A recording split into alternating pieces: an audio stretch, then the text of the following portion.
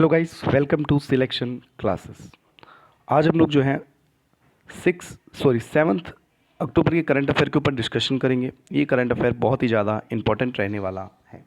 जितने भी government exams हैं, सेंट्रल लेवल की हो या स्टेट लेवल की हो, दोनों के लिए ये करंट अफेयर काफ़ी ज़्यादा इंपॉर्टेंट रहने वाली है। हाल में जो है सिक्किम स्टेट की एक जो लाल मिर्च है, डली खुर्सनी, ठीक है, डली खुर्सनी, जिन्हें जीआई टैग दे दिया गया है। सिक्किम की एक जो लाल मिर्च है, डली खुर्सनी, जिन्हें क्या दे दिया गया है, जीआई टैग दे दिया गया है। ये दुनिया की सबसे तीखी मिर्ची में इसका नाम काफ़ी फेमस है और भारतीय और स्थानीय बाज़ारों में ये 480 रुपये प्रति किलो के हिसाब से बेची जाती है। तो हाल में जो है डली खुर्सनी किस राज्य का जीआई टैग घोषित किया गया है? तो सिक्किम का। सिक्किम के जो मुख्यमंत्री है PS गोले हैं और जो राज्यपाल हैं गंगा प्रसाद है। संयुक्त राष्ट्र के द्वारा हर साल अक्टूबर महीने के पहले सोमवार, ठीक है, अक्टूबर महीने के पहले सोमवार को वर्ल्ड हैबिटेट डे मनाया जाता है। ठीक है, वर्ल्ड हैबिटेट डे। तो ये अक्टूबर महीने के फर्स्ट मंडे को सेलिब्रेट किया जाता है और इस बार जो है फर्स्ट मंडे पड़ा 5 अक्टूबर को। और इस बार की जो विश्व पर्यावरण दिवस की जो थीम रही है वो है housing for all a better urban future. Housing for all a better urban future. ठीक है, वर्ल्ड हैबिटेट डे की जो थीम रही है housing for all a better urban future. ठीक है, सबसे पहले वर्ल्ड हैबिटेट डे जो सेलिब्रेट किया गया था 1986 में। ठीक है, 1986 में जो है सबसे पहले ये सेलिब्रेट किया गया था। हाल में ही जो है DRDO ने स्मार्ट करके एक सुपरसोनिक मिसाइल का परीक्षण किया है जो काफ़ी ज़्यादा सफल रही है ओडिशा तट के व्हीलर द्वीप पर। ठीक है, DRDO ने हाल में जो है ओडिशा तट के व्हीलर द्वीप पर supersonic missile assisted release of torpedo, यानी कि स्मार्ट का जो पूरा नाम है वो यहाँ पर दिया हुआ है, उसका क्या कर लिया, सफलतापूर्वक परीक्षण कर लिया है। DRDO के जो अध्यक्ष हैं डॉक्टर सतीश रेड्डी हैं और इसका मुख्यालय जो है दिल्ली में है। तो ये बहुत ही ज़्यादा इंपॉर्टेंट करंट अफेयर है। पौंडीचेरी हवाई अड्डा, पौंडीचेरी हवाई अड्डा जो है AII के थ्रू जो है पहला हवाई अड्डा बन गया है जो 100% सौर ऊर्जा से संचालित होने वाला हवाई अड्डा है। कौन सा? पौंडीचेरी हवाई अड्डा। पौंडीचेरी के जो उपराज्यपाल हैं वो हैं किरण बेदी और पौंडीचेरी के जो मुख्यमंत्री हैं वो हैं नारायण स्वामी। ठीक है, नारायण स्वामी। तो 100% सौर ऊर्जा से संचालित होने वाला हवाई अड्डा जो है वो कौन सा है? वो है पौंडीचेरी हवाई अड्डा। हाल में दिल्ली सरकार के जो मुख्यमंत्री हैं अरविंद केजरीवाल, इन्होंने दिल्ली के अंदर प्रदूषण कम करने के लिए एक अभियान चलाया जिसका नाम है युद्ध प्रदूषण के विरुद्ध। ठीक है, हाल में ही अरविंद केजरीवाल जी ने एक अभियान चलाया युद्ध प्रदूषण के विरुद्ध। ये अभियान शुरू किया है, दिल्ली के अंदर प्रदूषण स्तर को कम करने के लिए शुरू किया गया है।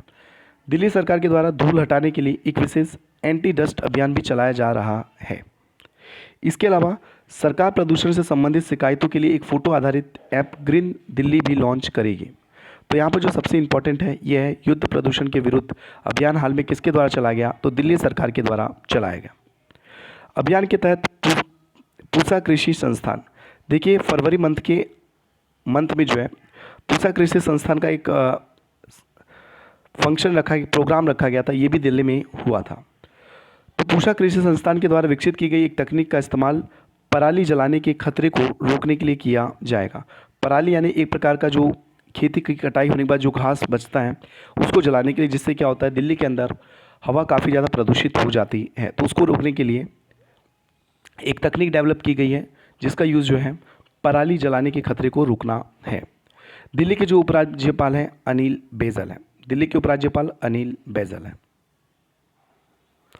हाल में आवास और शहरी कार्य के मंत्रालय ने e commerce platform street food vendors को ऑनलाइन माध्यम से बड़ी संख्या में ग्राहकों को जोड़ने के लिए प्रमुख फूड डिलीवरी प्लेटफॉर्म स्विगी के साथ क्या किया है? समझौता किया है। हाल में जो है ministry of housing and urban affairs, ठीक है, हाल में ministry of housing and urban affairs यानी कि आवास और शहरी मंत्रालय ने जो है ऑनलाइन माध्यम से बड़ी संख्या में ग्राहकों को जोड़ने के लिए स्विगी के साथ क्या किया है? साझेदारी की है। ये जो है 5 शहरों में चलाया जाएगा सबसे पहले। ये पायलट प्रोजेक्ट एक टाइप का होगा, अहमदाबाद में, चेन्नई में, दिल्ली में, इंदौर में और वाराणसी में। आवास और शहरी मामलों के जो राज्य मंत्री हैं हमारे, वो हैं हरदीप सिंह पुरी। कौन है? हरदीप सिंह पुरी हैं। और स्विगी के जो सीईओ हैं विशाल भाटिया। एनटीपीसी एग्जाम को लेकर काफ़ी ज़्यादा इंपॉर्टेंट क्वेश्चन है ये। विशाल भाटिया जो है स्विगी के क्या हैं? सीईओ हैं। और स्विगी की जो स्थापना की गई थी 2014 में की गई थी। कब की गई थी? 2014 में। और स्विगी का जो मुख्यालय है वो है बेंगलोर में। हाल में ही Indo American chamber of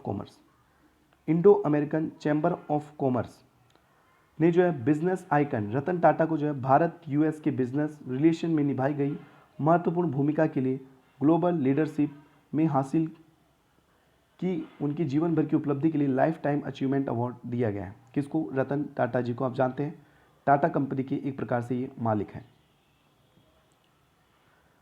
IACC ने एक वर्चुअल प्रोग्राम कोविड क्रसुडर अवार्ड 2020 के दौरान ये घोषणा की थी। और IACC का जो अध्यक्ष हैं वो कौन है? पूर्णचंद्र राव सुरपैन। ठीक है, पूर्णचंद्र राव सुरपैन। और IACC का जो मुख्यालय है वो मुंबई में। तो हाल में अमेरिकन चैम्बर ऑफ कॉमर्स ने लाइफ टाइम अचीवमेंट अवार्ड किसे दिया है? तो रतन टाटा जी को दिया है।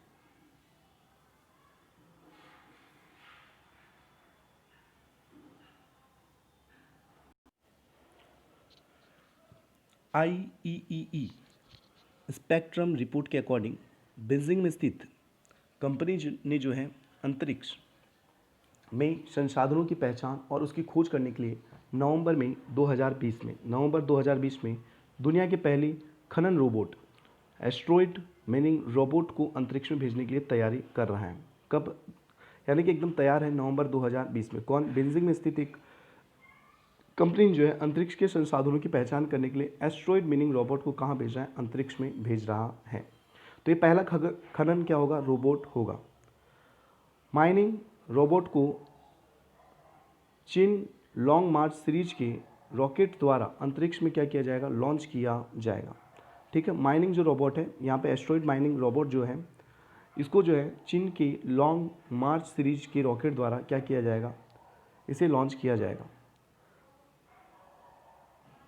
अंतरिक्षयान नियो 1 ने चीनी लॉन्ग मार्च रॉकेट पर सेकेंडरी पेलोड के रूप में लॉन्च किए जाने की संभावना भी जताई है। इसके अलावा कंपनी का एक अन्य मिशन UN वांग 1 यानी कि लुकअप 1 जिसका अर्थ निकल कर आता है, जिनका निक नेम जो है लिटिल हबल है, जिसे 2021 तक या 2022 के प्रारंभ में क्या कर दिया जाएगा? लॉन्च कर दिया जाएगा। तो हाल में जो है खनन रोबोट जो है एस्ट्रॉइड माइनिंग रोबोट जो है कौन लॉन्च करने वाला है? चाइना लॉन्च करने वाला है। और ये दुनिया का पहला रोबोट होगा। चीन की जो राजधानी है वो बीजिंग है और चीन की जो मुद्रा है रेनमिनबी है और चीन के राष्ट्रपति शी जिनपिंग है। तो हाल में जो खनन रोबोट कौन लॉन्च करने वाला है? तो चाइना लॉन्च करने वाला है।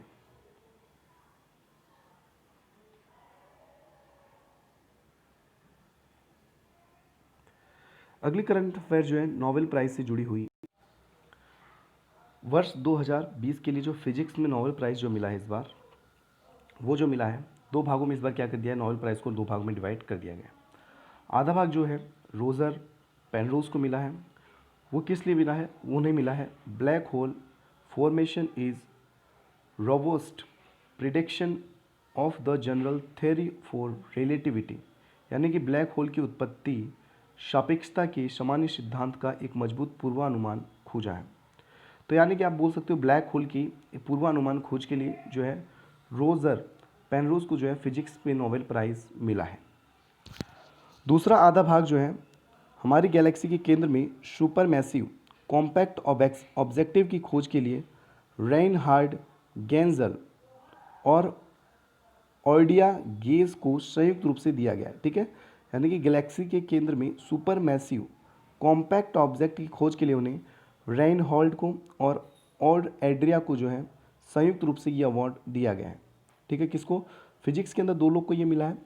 पहला जो अवार्ड मिला है रोजर पेनरोज को मिला है, वो ब्लैक होल में ब्लैक होल से जुड़े हुए पूर्वानुमान की उन्होंने क्या किया, खोज की है।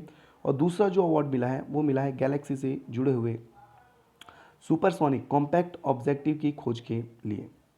किसको मिला है, रेनहार्ड गेंजल को और एंड्रिया गेस को। ठीक है, इन्हें ये संयुक्त रूप से दिया गया है।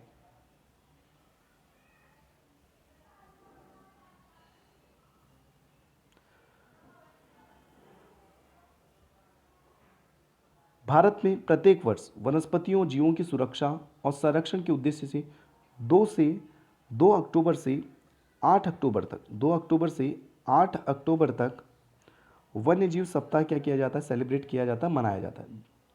किसके लिए, वनस्पतियों और जीवों की सुरक्षा के लिए 2 अक्टूबर से लेकर 8 अक्टूबर तक जो है वन्य जीव सप्ताह मनाया जाता है। पहला वन्य जीव सप्ताह जो 1957 में मनाया गया था। वन्य जीव सप्ताह 2020 2 अक्टूबर से 8 अक्टूबर के बीच मनाया गया। 2020 में 66वां वन्य जीव सप्ताह सेलिब्रेट किया गया। ठीक है, कौन सा, 66वां 66th करके एडिशन था इस बार का। ठीक है, इस बार का जो ये एडिशन था कौन सा था, 66 नंबर का। ठीक है, इस बार 66 का ये एडिशन था। रोर एंड रिवाइव, ठीक है, roar and revive exploring human animal relationship की थीम पर ये मनाया जा रहा है। किसके, एक्सप्लोरिंग ह्यूमन एनिमल रिलेशनशिप की थीम पर मनाया जा रहा है। कब से कब मनाया जाता है, 2 अक्टूबर से 8 अक्टूबर के बीच में ये जो है सेलिब्रेट किया जाता है।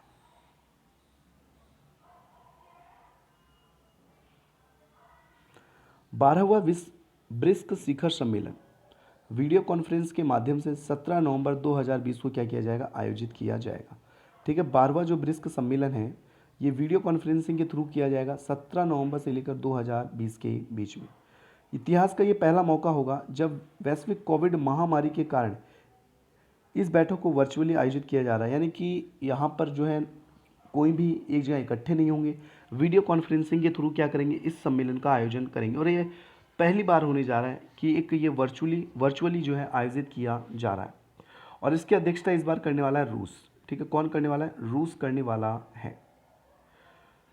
इस बार का जो विषय रहेगा ब्रिक्स का वो है BRICS partnership for global stability share security and innovative growth. इस बार का जो है ये जो विषय है वो क्या है, partnership for global stability share security and innovative growth. ठीक है, कब ये सेलिब्रेट किया जा रहा है, 12 तारीख को ये 12वां ये एडिशन है, 17 नवंबर को ये सेलिब्रेट किया जाएगा। ठीक है, 17 नवंबर को ये आयोजित किया जा रहा है। और इस बार का जो थीम विषय है मैंने आपको बता ही दिया, और रूस इसकी क्या करने वाला, अध्यक्षता करने वाला है।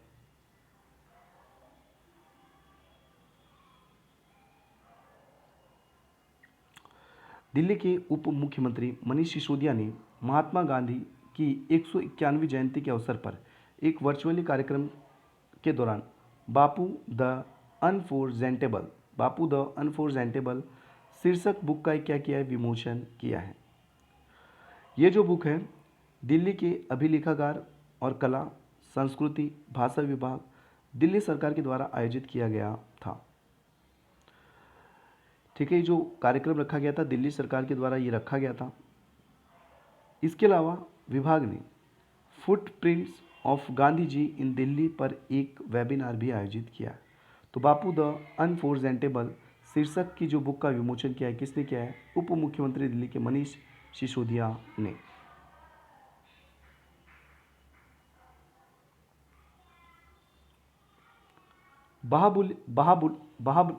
बाहुबली सॉरी टंग ट्विस्टर हो गया थोड़ा। बाहुबली श्रृंखला के लेखक आनंद नीलकांतन, कौन, आनंद नीलकांतन ने अपनी पहली the very extremely and most naughty asura tales for kids शीर्षक की बाल पुस्तक लिखी है। किसने लिखी है, आनंद नीलकांतन ने। ठीक है, जो बाहुबली की श्रृंखला के लेखक भी हैं। The very extremely most naughty asura tales for kids, पर उन्होंने क्या लिखी है, बुक लिखी है, जिसे कॉरपोरेट मामलों के मंत्रालय के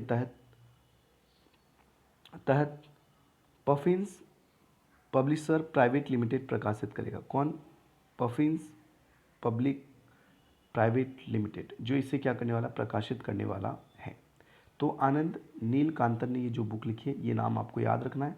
प्लस बाहुबली से जुड़े हुए जितने भी जो भी इनके निर्देशक है वो सब भी आप थोड़ा रिवाइज कर लेना पीछे जाकर, ठीक है। यदि नेक्स्ट वीडियो में हम लोग इसे क्या कर लेंगे, रिवाइज कर लेंगे। तो आपके लिए आज का ये एक प्रकार से वर्क है कि आप इसको ढूंढेंगे कि बाहुबली को जो है कौन इसके अंदर काम किया था और कौन इसके निर्देशक हैं। तो फ्रेंड, आज के लिए ये इंपॉर्टेंट करंट अफेयर थी जो मैंने आपको करवा दी है, और ये करंट अफेयर काफ़ी ज़्यादा क्या रहने वाली है, इंपॉर्टेंट रहने वाली है। और रेगुलर बेसिस पे करंट अफेयर के लिए आपको यूट्यूब चैनल सिलेक्शन क्लासेस को क्या करना पड़ेगा, सब्सक्राइब करना पड़ेगा और बेल आइकन क्लिक कर दीजिए, जिससे क्या हो, वीडियो अपलोड होते ही आपको जो है वीडियो की तुरंत